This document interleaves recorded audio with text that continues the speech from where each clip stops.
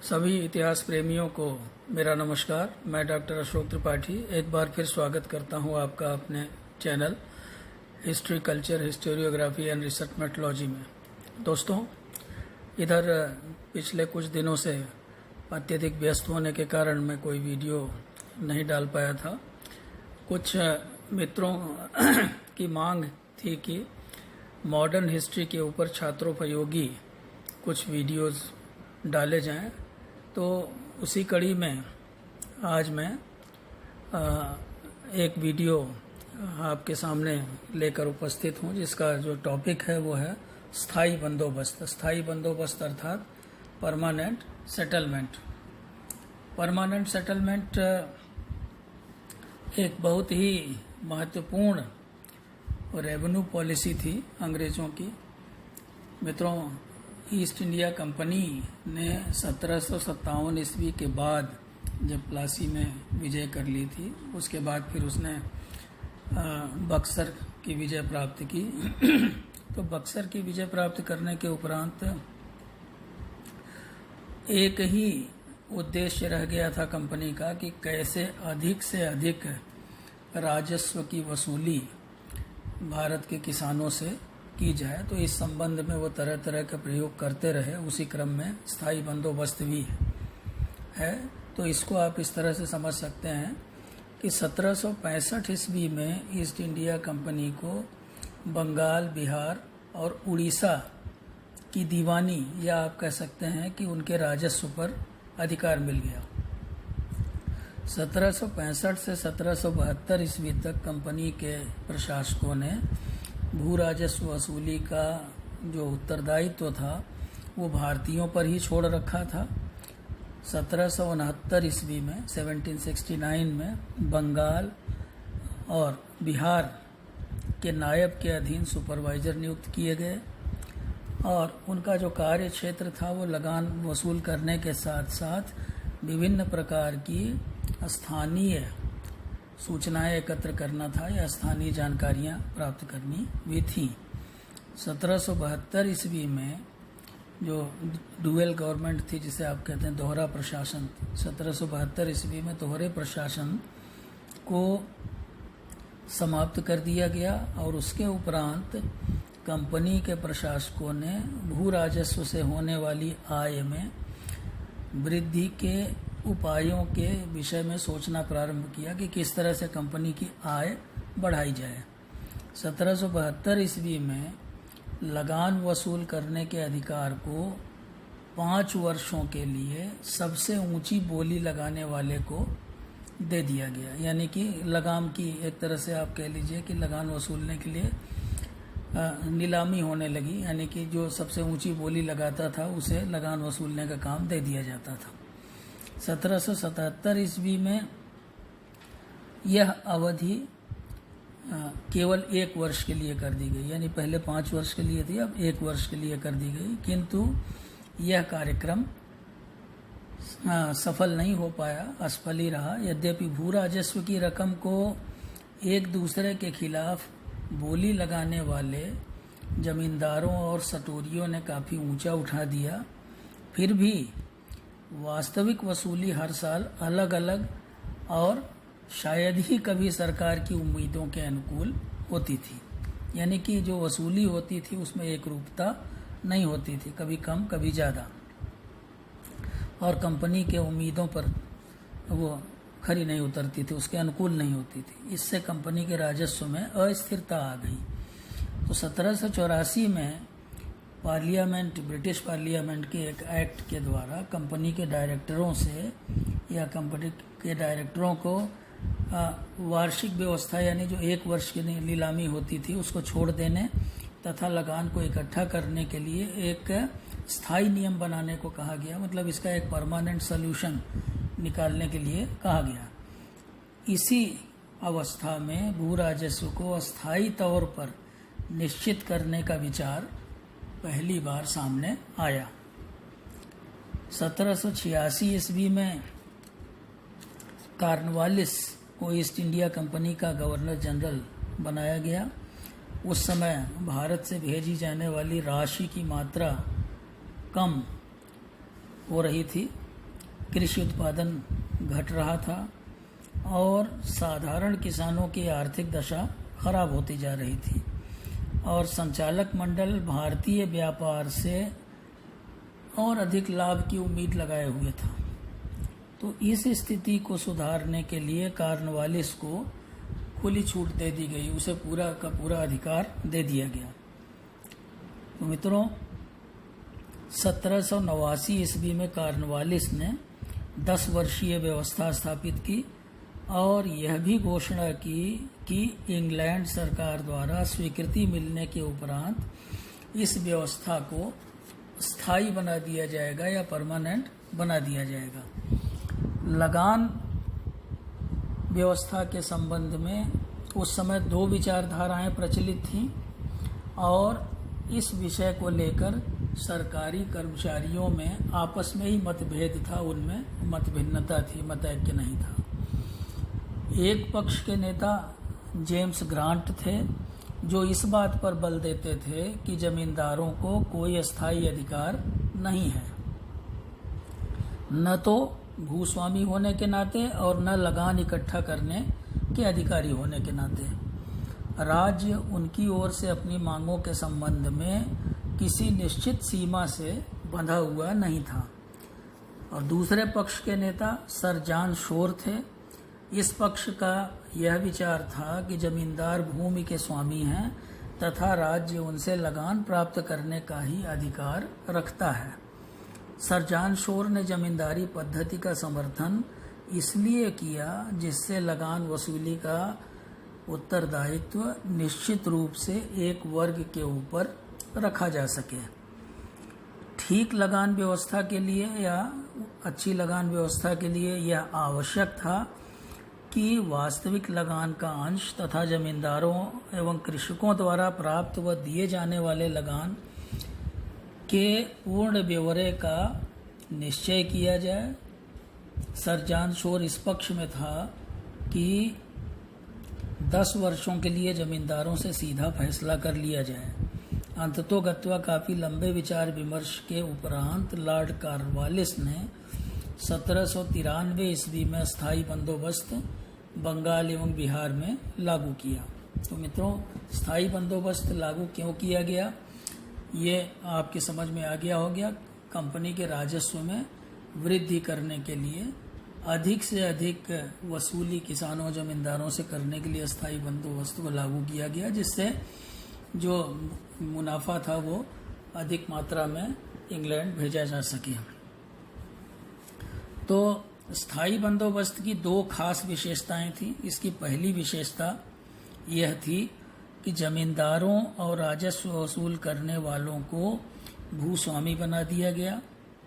उन्हें रैयत से भू राजस्व वसूलने के लिए सरकारी एजेंट ही नहीं बनाया गया, बल्कि वे अपनी सारी ज़मीन के मालिक भी बन गए। यानी जमींदारों को ज़मीन का मालिक बना दिया गया।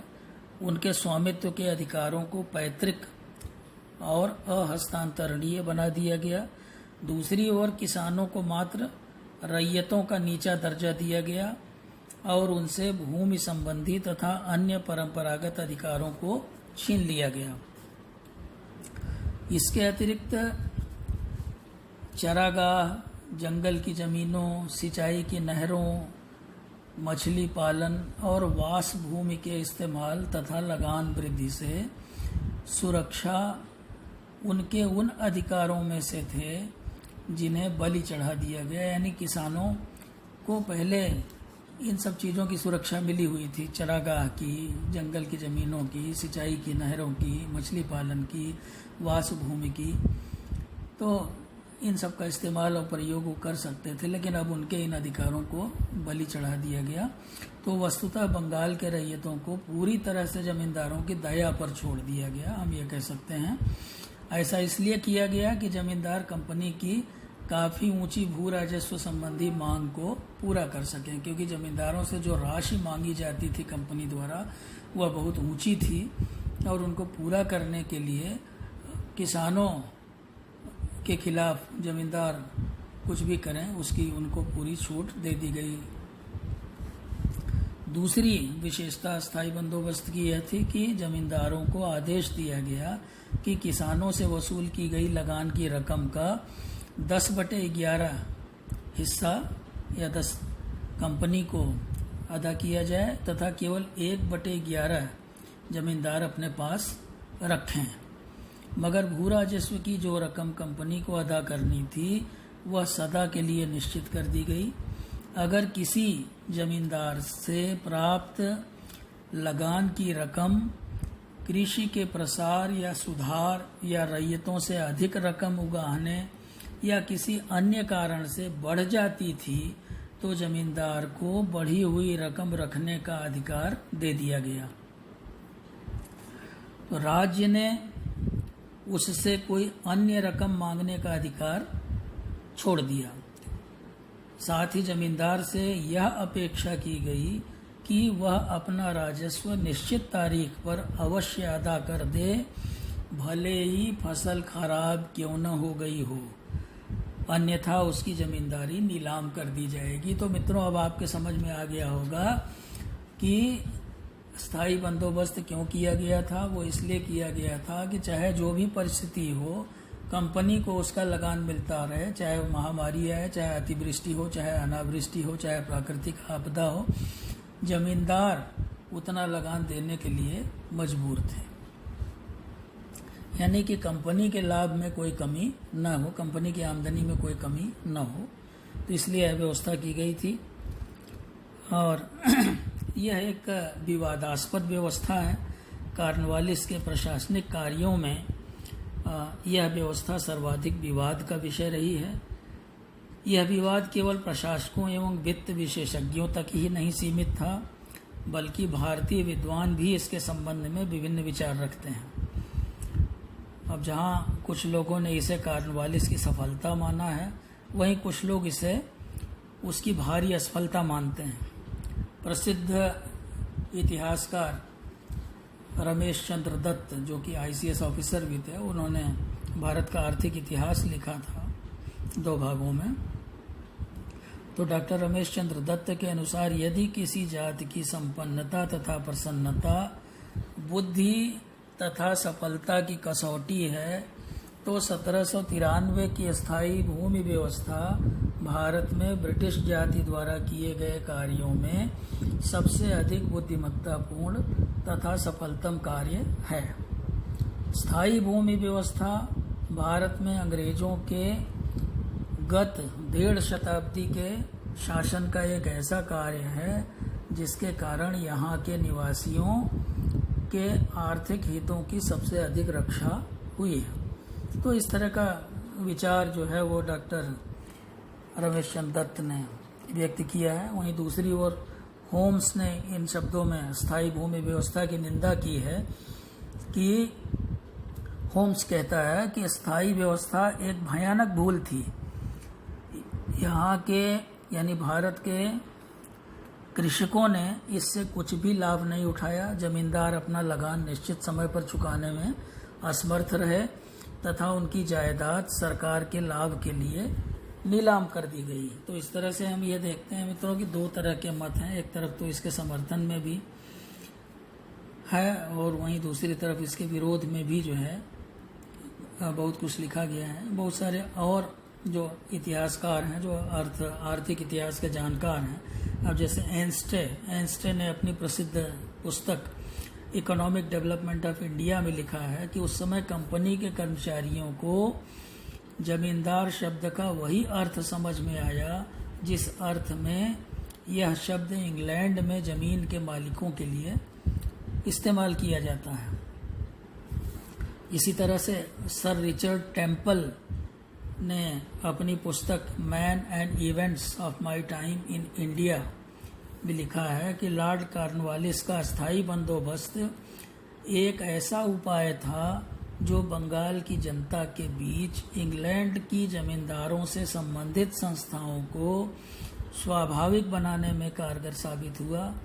लॉर्ड विलियम बेंटिंक ने, जो कि 1828 से 1835 तक भारत के गवर्नर जनरल थे, उन्होंने कहा कि अस्थायी बंदोबस्त का कम से कम एक बहुत बड़ा फायदा है और वह यह कि धनी भूस्वामियों का ऐसा विशाल संगठन खड़ा किया गया है जो तहे दिल से यह चाहता है कि अंग्रेजी राज बना रहे और इसका जनता पर दबाव कायम रहे।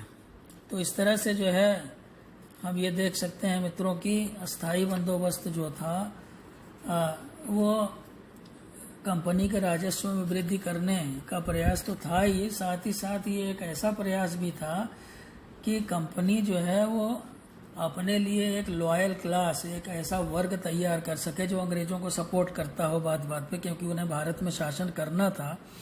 तो भारत में शासन करने के लिए इस तरह के एक वर्ग की उनको आवश्यकता थी। तो मित्रों अब हम बात करते हैं स्थायी व्यवस्था के लाभ और हानि पर। जहाँ तक लाभ की बात है, कुछ इतिहासकारों का मानना है कि राज्य को जनता की ओर से निश्चित आय के संबंध में आश्वासन मिल गया।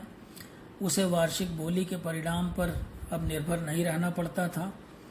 लगान चुकाने में असमर्थता की अवस्था में जमींदार की भूमि का एक हिस्सा लेकर रकम पूरी कर ली जाती थी। जमींदारों ने, दूसरी बात यह है जहाँ तक लाभ का संबंध है कि जमींदारों ने भूमि में अधिक परिश्रम तथा पूंजी लगाकर अधिक लाभ उठाने का प्रयास किया और इसके कारण कहीं कहीं हम देखते हैं कि कृषि योग्य भूमि जो है उसमें वृद्धि दिखाई देती है, उसमें वृद्धि हुई। तीसरी बात यह है जहाँ तक लाभ की बात है कि ब्रिटिश अधिकारियों ने महसूस किया कि भारत में विदेशी होने के कारण उनका शासन तब तक अस्थिर रहेगा जब तक वे एक आज्ञाकारी वर्ग न बना लें, जिसकी अभी चर्चा मैंने की, जो उनके एवं भारतीय जनता के बीच प्रतिरोधक का काम करे। इतिहासकार सेटनकार कहते हैं कि अस्थायी व्यवस्था के राजनैतिक लाभ उसकी आर्थिक बुराइयों के समान ही थे। तो इसी तरह से हम यह भी कह सकते हैं कि इस व्यवस्था से ब्रिटिश सरकार को लोकप्रियता प्राप्त हुई तथा ब्रिटिश सरकार को दृढ़ता भी, कंपनी सरकार को दृढ़ता भी प्राप्त हुई। और 1793 ईस्वी के पहले कंपनी की अपनी मुख्य आय के स्रोत भू राजस्व में उतार चढ़ाव के कारण बड़े परेशानी वाले रहे थे। स्थायी बंदोबस्त ने आय में स्थिरता की गारंटी प्रदान कर दी। जमींदारों की नवसृजित संपत्तियों ने इसकी जमानत का काम किया। यानी कि गारंटी क्यों हो गई? गारंटी इसलिए हो गई कि भू राजस्व अगर नहीं मिलेगा तो जमींदारों की जो जमींदारी है उसको नीलाम करा लेंगे।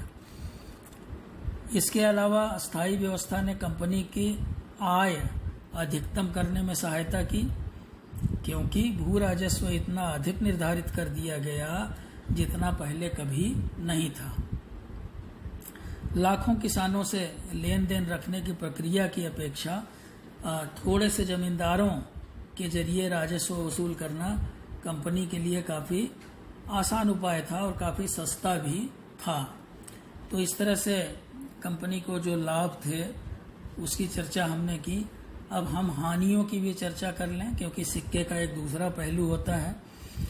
जहाँ तक हानियों का सवाल है स्थायी बंदोबस्त की, जमींदारों पर इस व्यवस्था का सामयिक प्रभाव हानिकारक सिद्ध हुआ। समय पर राजस्व न चुका सकने के कारण उनकी ज़मीनें नीलाम कर दी गईं, बेच दी गईं। दूसरी बात यह है कि आशा के विपरीत जमींदारों ने अपने भूमि खंडों के विकास में अधिक रुचि नहीं ली। ऐसा सोचा गया था कि जमींदार चूंकि उनको बहुत अधिक लगान देना पड़ेगा तो वो कृषि के विकास के क्षेत्र में काम करेंगे, अधिक पैदावार के लिए प्रयास करेंगे, भूमि को उपजाऊ बनाने का प्रयास करेंगे, कृषि के अंतर्गत और अधिक भूमियों को लाने का प्रयास करेंगे। लेकिन जमींदारों ने इसमें रुचि नहीं ली। वे केवल अनुपस्थित भूस्वामी बन गए जो कलकत्ता तथा जिले के केंद्र नगरों में रहते थे एवं जिनका निर्वाह कृषक मजदूरों से प्राप्त आय से होता था, जिसे कहते हैं अंग्रेजी में कहते हैं एब्सेंटी लैंडलॉर्ड्स। यानी कि वो अपनी जमींदारी में नहीं रहते थे बल्कि शहरों में रहते थे और ऐश की ज़िंदगी गुजारते थे और बिचौलिए उनका काम देखते थे। तो उन्होंने अपनी जमींदारियों में लगान वसूली के लिए अपने एजेंट नियुक्त कर रखे थे जिनसे आगे चल करके बिचौलियों का एक बड़ा प्रभावशाली वर्ग उत्पन्न हो गया। मित्रों, स्थायी व्यवस्था ने काश्तकारों की उपेक्षा की, यानी किसानों की उपेक्षा की। उन्हें पूर्ण रूप से जमींदारों की दया पर छोड़ दिया गया, भूस्वामियों की दया पर छोड़ दिया गया, जो किसी भी समय उन्हें उनकी ज़मीनों से, उनकी भूमि से बेदखल कर सकते थे। तो इसलिए किसानों के को इसमें कोई फ़ायदा नहीं था। कॉर्नवालिस ने नियम बना रखा था कि जमींदारों को अपने किराएदारों का एक रजिस्टर रखना चाहिए तथा उन्हें पट्टे देने चाहिए, किंतु दुर्भाग्य से इस प्रकार के रजिस्टर नहीं रखे गए तथा पट्टे भी बहुत कम व्यक्तियों को दिए गए। कॉर्नवालिस द्वारा भूमि के आवंटन को प्रोत्साहन बंगाल, बिहार में बहुत से सामाजिक तथा आर्थिक दोषों के लिए भी उत्तरदायी सिद्ध हुए। अब जैसे मुकदमेबाजी और सामाजिक तथा आर्थिक दुर्बलताएं बढ़ती गईं और 100 वर्षों पश्चात और 100 वर्ष बाद अंग्रेज लेखक यह कहने लगे कि भारतीय सामाजिक तथा आर्थिक ढांचा ही दोषपूर्ण था, यानी कि भारतीय सामाजिक आर्थिक ढांचे को नष्ट किया अंग्रेजों ने, लेकिन उल्टे इल्जाम ये लगा दिया कि भारत का सामाजिक आर्थिक ढांचा ही दोषपूर्ण था, जबकि उसको नष्ट करने में अंग्रेजों का ही हाथ था। सरकार ने सदा के लिए अप्राप्त वृद्धि का भाग खो दिया। घाटे का अनुमान ऐसा किया गया कि सरकार जो है अगर स्थायी बंदोबस्त न करके उसने जो है लगभग 4.5 करोड़ का घाटा उठाया। तो इस तरह से हम ये देखते हैं मित्रों कि जो ये स्थायी बंदोबस्त था, इस पर बहुत बहस होती है। इसमें जो है कुछ हानियां भी थी, कुछ लाभ भी थे। कंपनी के लिए जो है ये लाभप्रद सिद्ध हुआ, लेकिन भारतीय जमींदारों और भारतीय किसानों के लिए बहुत ही खराब सिद्ध हुआ, क्योंकि इस तरह से मतलब एक नए जमींदार वर्ग का जन्म हुआ जिसका उद्देश्य किसानों से अधिक धन बटोरना था। तो इस तरह से जो है हम ये देखते हैं कि किसानों की दशा जो है वो रूस के कृषि दासों जैसी हो गई। जैसे रूस में जो कृषि दास थे उनका जो कष्ट था क्रांति से पहले, उससे भी कहीं ज़्यादा बुरी स्थिति भारतीय किसानों की हो गई। वो भूखों मरने लगे। और इसी तरह से जो है अब आप देखिए, मार्क्सवादी इतिहासकार आर.पी. दत्त का मानना है कि जो ये स्थायी बंदोबस्त था, इसके कारण जो है बहुत सारी आर्थिक जो दुश्वारियां थी वो बढ़ गईं।